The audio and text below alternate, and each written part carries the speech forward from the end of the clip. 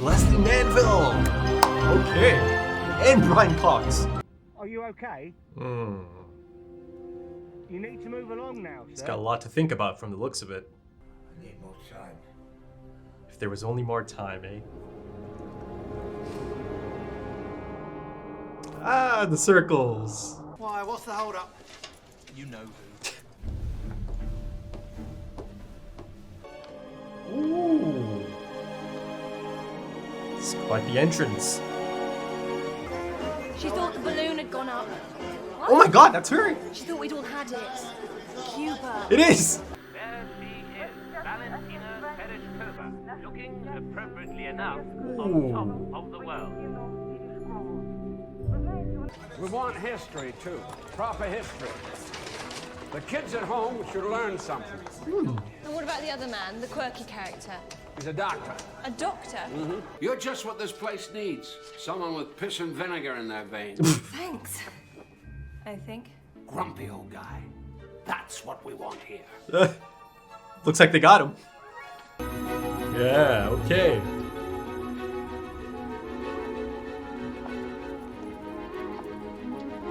Interesting choice of lens. Of course, there's going to be a bit of that. But she'll show them. Hello? Yes? Is this the call? Oh, yes. I love how she, like, gets ready. Because it's clearly a big call. All I'm saying is, experience is not a dirty word. Don't fight us. Perhaps you could add a few drops of warm beer in with your Piss. mixture. Hello? Yes, sir.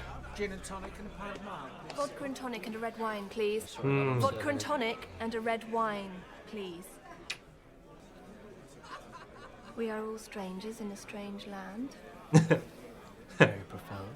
Inside, I'm shaking like a leaf. I'm here by the skin of my bloody teeth. First Indian director this place has ever had. So we've got to stick together, haven't we? Make our little show work. That'll teach them. Who? The old guard. This sea of fag smoke, tweed and sweaty men. You know, we could have our own series. We do. I like them together. I don't want any of this muck, thanks very much. I'll have a drink. Sydney Newman, yes. But so many people have been at the birth of the thing, we'd be here all day. Oh, Christ, no. Oh. That's terrifying. That's like that fade in they do, right? How did you do it? Brian's house keys. C.S. Lewis meets H.G. Wells meets Father Christmas. Oh. That's the Doctor. Okay. Doctor who? I've seen a few pictures of that doctor.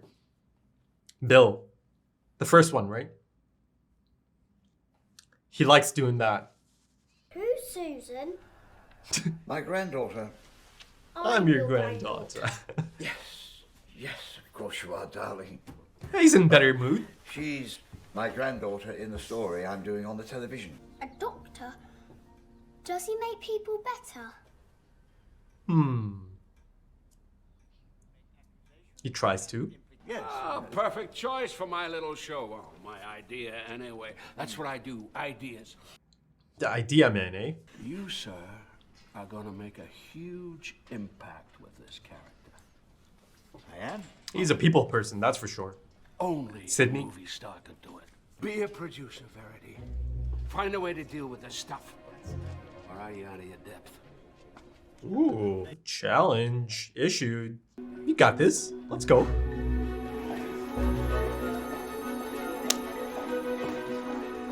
Piss off. You are a very trying woman. Then I'll get out of your hair.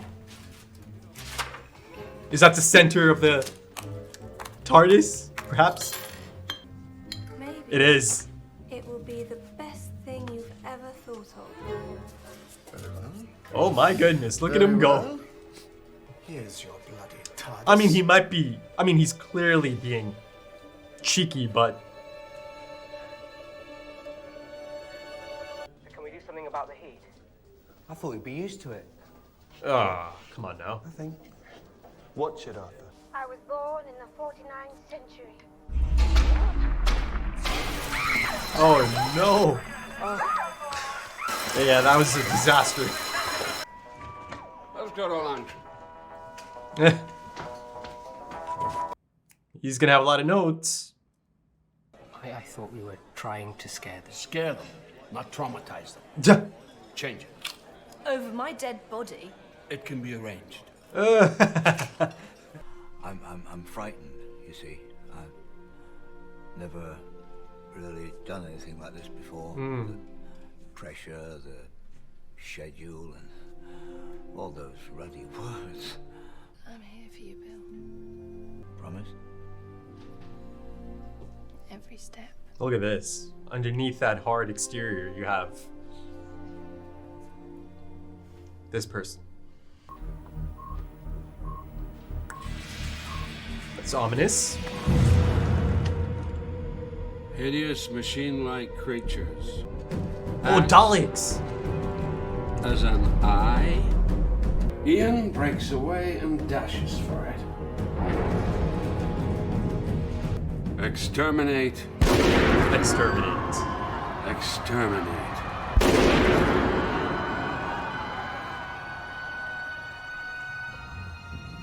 It is with deep regret that we announce that President Kennedy is dead.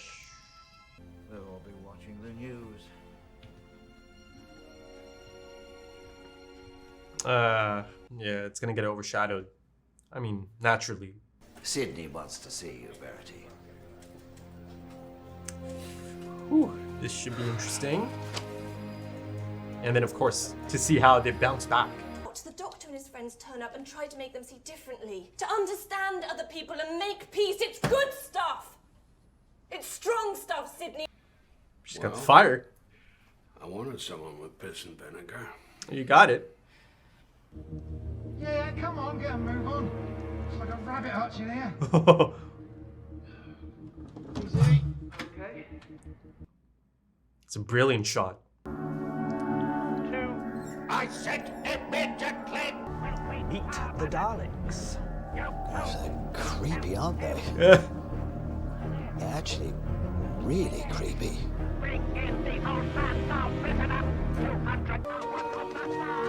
It's gonna catch fire, isn't it?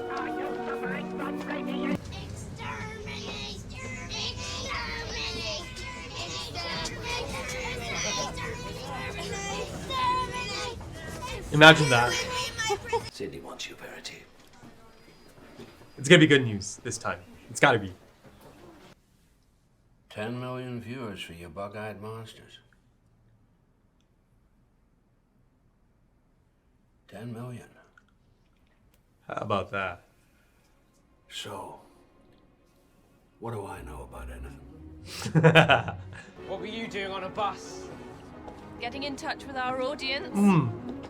Our great, big, fat, enormous, bloody audience! That's lovely. Check the fornicator. Complicator. Okay, I think we better hold it there, please. Oh, man. Yeah. Lovely stuff, this, you know. Was that actual footage? Kind of looked like it. None of us knows how long this is going to last. No one's irreplaceable. Oh. So what's next for you? I've been offered a passage to India. One way? Bill, I hope you never change. Goodness.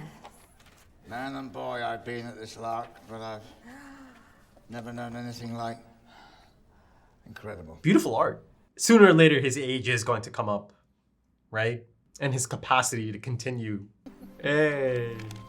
This should be lovely. Please? Doctor Who? Oh! Ah. Look at that.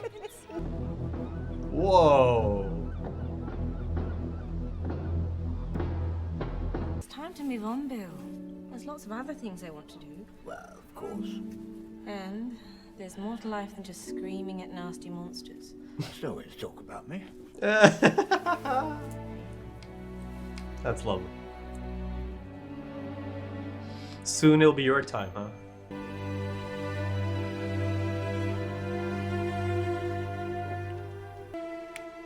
That's lovely, Bill. Really lovely. He actually felt that. Doesn't like farewells, does he? Yeah. Just stepping off for a minute, Warris.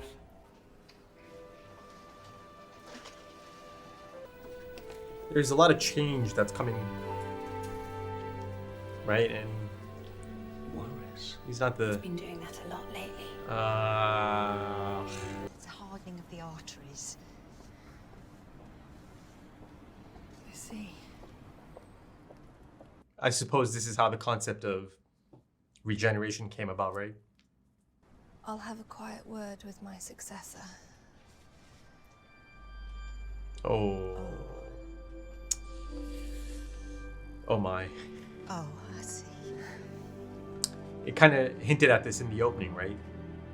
The changing landscape and how he's kind of having difficulty.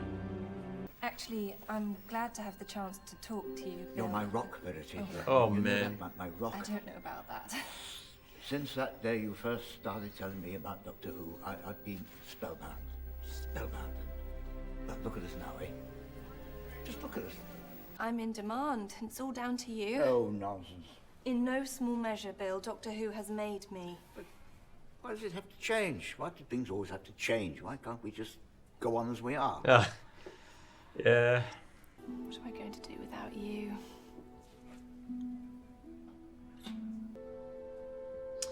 He's asking the same thing.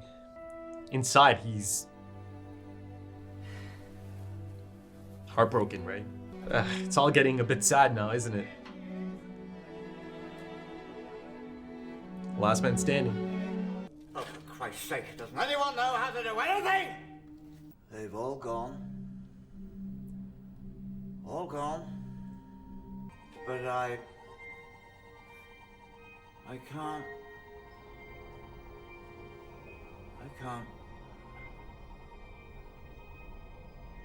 Is everything okay? So that's that, I suppose. No. What do you mean? Well, we can't have Doctor Who without Doctor Who, can we? BAFTAs? Sydney's going to cook something up, is he? We're 100% committed to Very it. glad to hear it. But we're looking at ways of refreshing it, regenerating. Yes, quite right. Spice things up a bit. Bill. I'm glad we're on the same wavelength anyway. We want Doctor Who to go on. Yes. But not with you.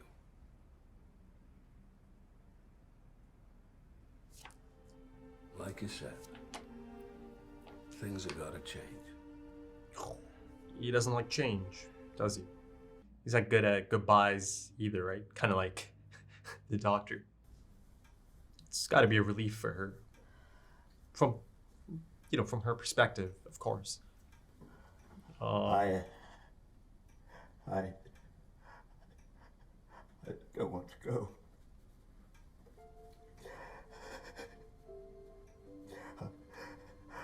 I don't want to go.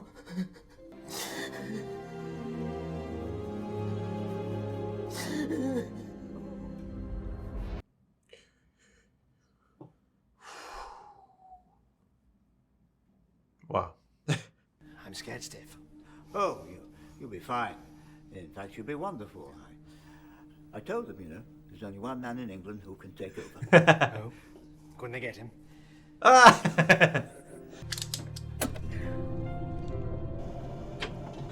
The man knows his TARDIS.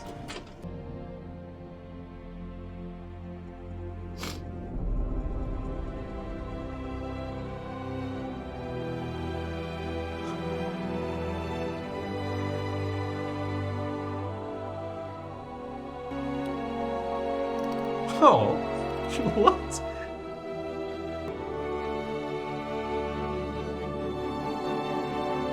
Whoa, it's a beautiful touch.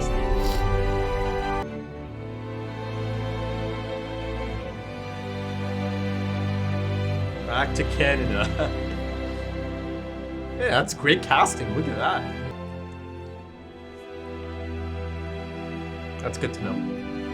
Let's go casting. They've got the eyebrows. I'll have to look her up. And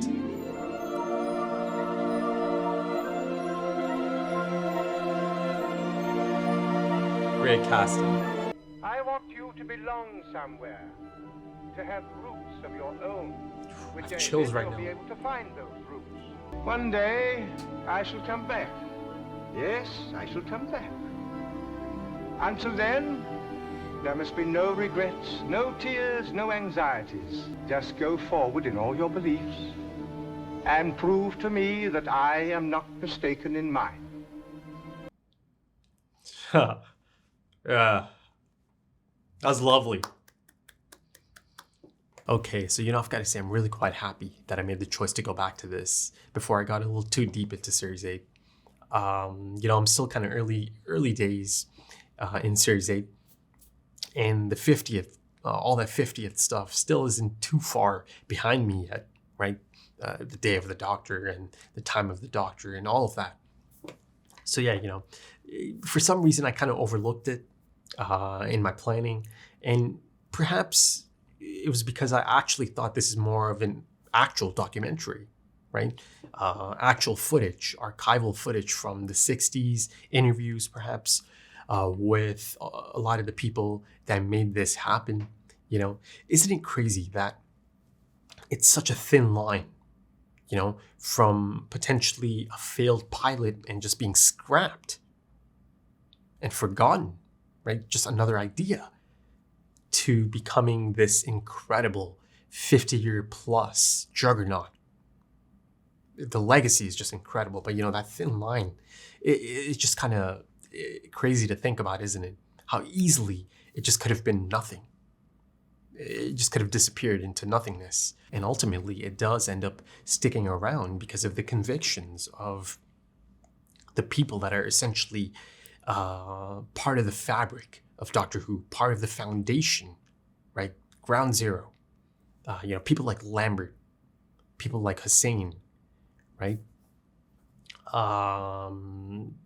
And of course, Sidney Newman, fellow Canadian, but he had to be convinced as well, right? He was ready to scrap it until Lambert kind of fought for it. Now listen, yes, of course, it's probably not a like-for-like, one-for-one retelling of how exactly it goes down. Of course, there is an element of kind of streamlining it and condensing it and dramatizing it for screen as well, right? So I'm sure there must have been some liberties taken, and you'll have to let me know, right?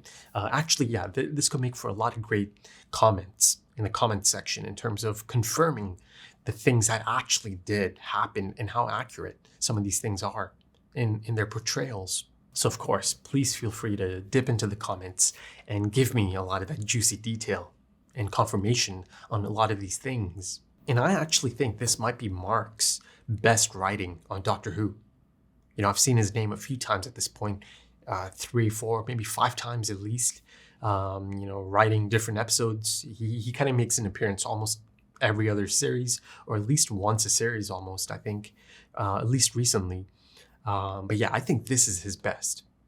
And I know that he's a big Doctor Who fan, and I think this type of episode, you really get the best out of Mark in this case. And I think he's packaged it really quite nicely, because at no point did it feel like this superficial examination of Doctor Who and its origins and its humble beginnings and the trials and tribulations of trying to get a show like this off the ground, and the struggles, and the pushback that you're going to be getting in that era. And of course, it certainly focuses on some of the not so nice parts of the 60s, of that time era, right? Things like sexism and racism, right? Prejudice. And you see that a few of these characters, outsiders, minorities, the struggles they kind of had to deal with and go through to make it, right? To kind of to get noticed, to make a name for themselves. It wasn't easy. Now, I'm not saying that it's doing anything groundbreaking, right, in that sense, taking on those issues, but I like that it didn't shy away from that, right? That indeed, even on such a family-friendly show, essentially, that they're not kind of setting that aspect of it aside You know, you can't ignore it. You simply can't. It was a part of that era, right? And, you know, ultimately, I love how it is outsiders. It's a collection of outsiders that kind of made Doctor Who happen, right? At least in terms of the people that really had control over it, right? And had a major say in it. Yes, of course, you know, if you really kind of get into the details, yes, there's the crew and you know, the plethora of people it takes to actually put something together. And that was another fantastic part of this episode. You know, really kind of depicting how much time and effort goes into, you know, producing something like this, and how devastating it can be if it just doesn't come off as expected, or if it just doesn't take off. You see that the first pilot was a bit of a disaster, right? Sydney gives them a second crack at it. And I'm sure all of us are incredibly thankful that they did get a second crack at it. You know, yes, a combination of Lambert and Hussein, who also happens to be gay. That's at least the implication, or it is being implied. So yeah, he really had it tough, didn't he? And you know, even Sidney Newman, he's an outsider, right? Yes, clearly he's quite respected, but he's not British, right? He's Canadian, so he is an outsider in that sense. Now, I'm not sure if they told Brian Cox to try and do a Canadian accent, but you know, it's not really a Canadian accent. I mean, at the end of the day, there is no specific Canadian accent that you can really lean into anyways, right? Other than the really stereotypical Canadian accent that people really like to ham up. There really isn't.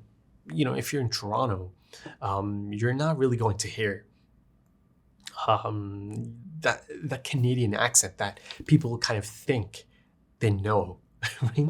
But I just find it so fitting that a collection of these outsiders kind of came together to make this happen, to make this story about this outsider happen, right? This incredible character that is the Doctor, this authority figure, right? He should be a doctor, right? I love how it all kind of came about. And of course, I'll get to the man portraying the Doctor, right? And I'm not even going to say the first Doctor. He was the Doctor. You know, no one did it before him. So he was the Doctor, the blueprint, right? Everything else came after him and because of him. And, you know, going back to my point about this being Mark's best on Doctor Who, at least in my opinion, yeah, I just felt that it was so incredibly charming right from the beginning. It's so heartfelt.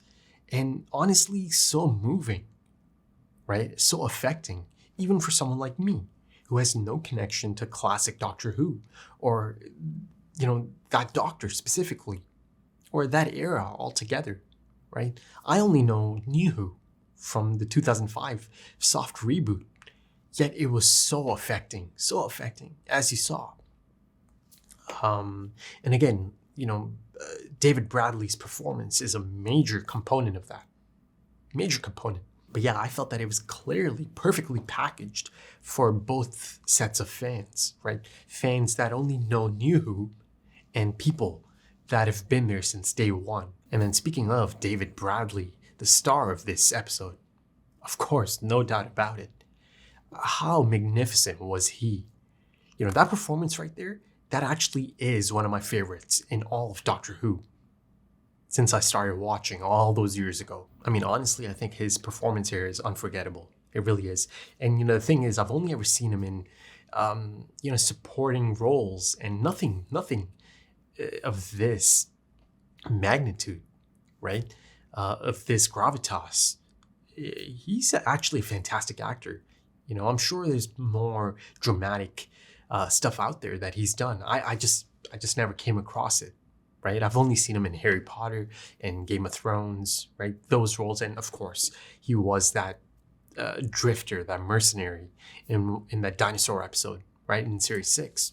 But going back to David's performance, it really is quite moving, isn't it? It really is quite heartfelt and heartbreaking at the same time as well. And, you know, I kind of focus on heartfelt because earlier he is kind of established as this grumpy, you know, spiky, older actor, right? Who does kind of seem to feel a bit jaded and kind of trapped by this, succession of almost typecasted hard man roles that he can't seem to escape. At that point, I had no idea that by the end of this episode, I'll be super devastated and really emotional for this man, right? That emotional breakdown he has after he does find out that, it's time to move on. They're kind of recasting that role of the Doctor. And the thing is that that's not something he could even fathom, right? That he could be replaced. And of course, that notion of nobody being irreplaceable is certainly another aspect of this, right? Again, I mentioned earlier the cycle of an actor's career, right? The insecure nature of it. But to see that man specifically break down like that, oh my goodness, that just kills you, doesn't it? Especially since he is kind of established as this hard man, right? Hard exterior, but of course, as it usually is the case, a soft interior, right? You see that beyond all of that grumpy nature of his, there is a man, there is a person that is afraid of change, that is afraid to say goodbye, and that is afraid of his own,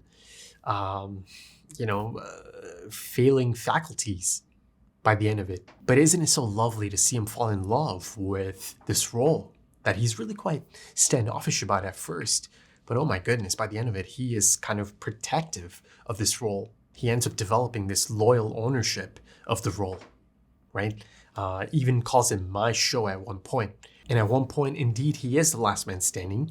And, he's surrounded by new people, new producers, directors, people on set. And you see that he does become frustrated and agitated at everyone's apparent inability to understand the intricacies of the role, of the character, of the show, right? And everything that's kind of attached to it.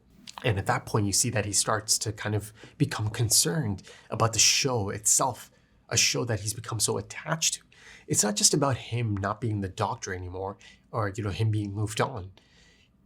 He also has concern for the direction of the show and the future of the show, something he comes to just love so much. And then, of course, you get that really almost shocking, but also beautiful at the same time, moment that is Matt Smith making an appearance. Yes, of course, it's symbolic, right? And to me, it kind of even felt like, it's, two actors kind of having this moment across space and time, right? And also, in terms of the legacy of the show, kind of, reiterating that indeed, it does go on for a long, long time. There's no need for concern. And also, as I am on the topic of Matt Smith, the 11th, his goodbye, his regeneration monologue is even more topical now, isn't it? And yeah, seeing it from that perspective, from an actor's perspective, and how difficult it can be to let go of a role that you adore, something that is a crown jewel, something that is more than just a role for you. And even more so for someone like Bill Hartnell. Hopefully I said that right. Because at that point, he had no idea. The concept of regeneration kind of came out of a really unfortunate situation, right?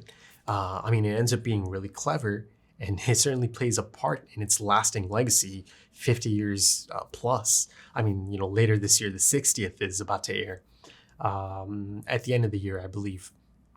But yeah, he didn't know that they could get another Doctor, right? So much pressure on him as well, right? They kind of lead into that, him really thinking, how could I let anyone down, especially the kiddies?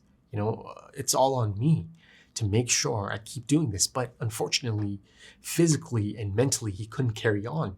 Right? So I feel that David Bradley's performance really, really sells that.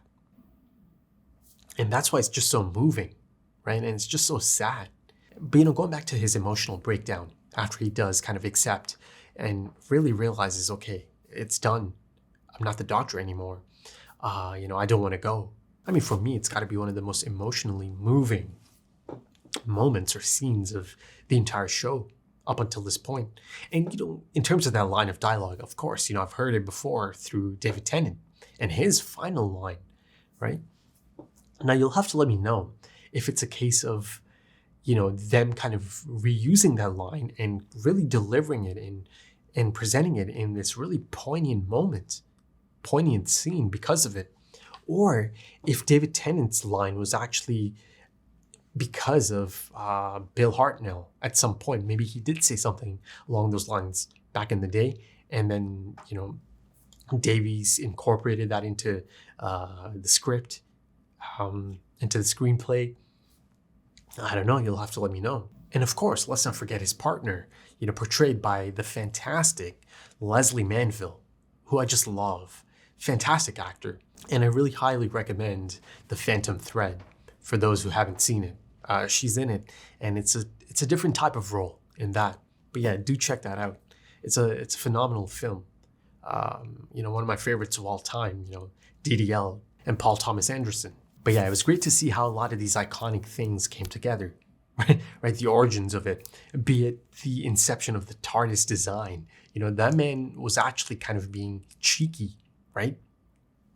But ultimately, it appears that he lands on the perfect design, the perfect first design for it.